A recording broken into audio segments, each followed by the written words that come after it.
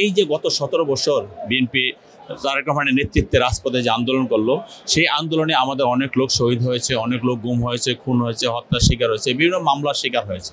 তো এই যে নির্যাতন নিপীড়নের কারণেই আজকে একটি ধানাবাঁধা আন্দোলন একটি আগস্ট মাসে এসে একটি যৌক্তিক পর্যায়ে এসেছে। আমরা আজকে বিজয়ী হয়েছি। আজকের দিবসটাকে আমরা একদিকে বিজয় দিবস আর এদিকে শোক দিবস বলতে আমরা আখ্যায়িত করতে চাই।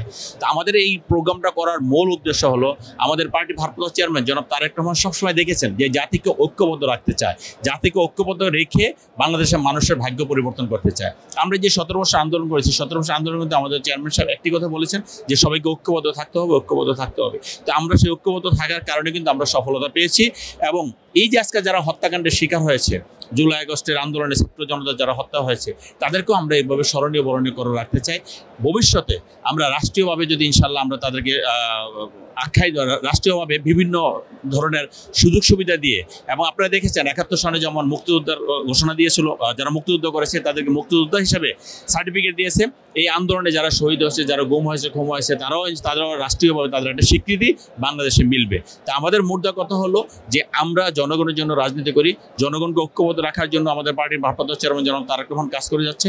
ইনশাল্লাহ আগামী দিনেও যারা এই রাষ্ট্রের জন্য জীবন দিয়েছে, রাষ্ট্রের জন্য ক্ষতিগ্রস্ত হয়েছে, যে কোনো ধরনের ক্ষতি হোক, রাষ্ট্রের জন্য ক্ষতিগ্রস্ত হয়েছে, তাদেরকে আমরা ভুলে যাব না, ভুলবো না। এটাকে প্রতিষ্ঠিত করার জন্যই আমাদের এই প্রোগ্রামগুলো কন্টিনিউ করতেছে। এবং আমি আজকে দেশবাসীকে ধন্যবাদ জানাই যে বিএনপির প্রোগ্রাম যেটা দিয়েছে সেটাকে জাতি এইভাবে এত সাদরে গ্রহণ করেছে। এবং আমরা বিশ্বাস করি তারেক রহমানের নেতৃত্বে জাতি ঐক্যবদ্ধ। ইনশাল্লাহ একটি সুষ্ঠু নির্বাচন আগামী ফেব্রুয়ারিতে ইনশাল্লাহ হবে আশা করি আমরা।